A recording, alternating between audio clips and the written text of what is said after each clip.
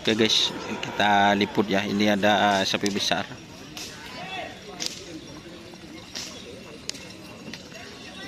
Ngetren sih Mbak.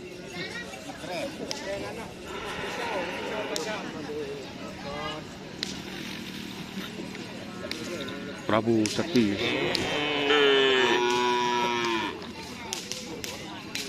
Nih, ada Prabu Sakti ya.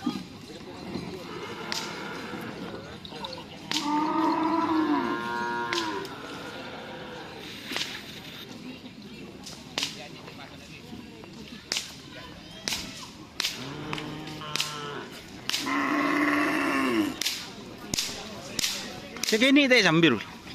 Segini.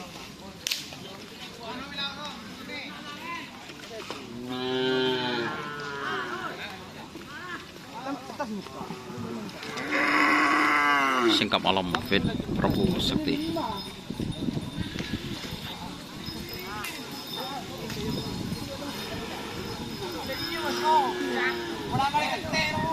Yo.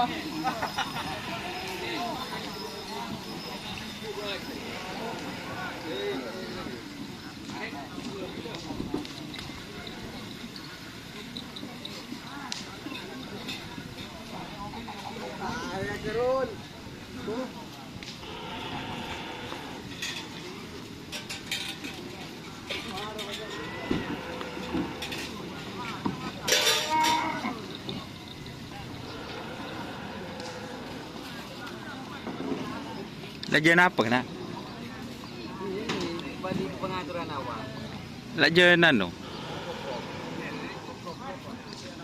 Pokok-pok sehari ini pokok-pok. Prabu Sakti Fit Singkap Alam.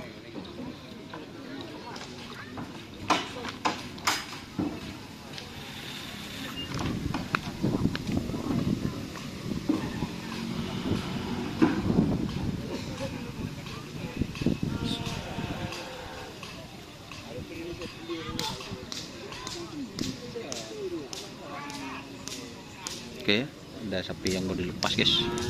Kita spill karena trenan hari ini banyak sekali. Oke, jangan lupa like, comment, dan subscribe serta ikuti fanpage Facebook Doni Asar. Ada sapi yang mau dilepas guys. Turik joki sudah berangkat.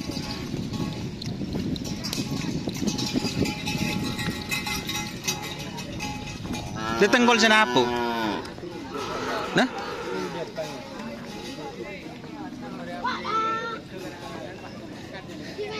Nyaman. Oke, jangan lupa like, komen, serta ikuti fanpage Facebook Doni Asar. Wassalamualaikum warahmatullahi wabarakatuh.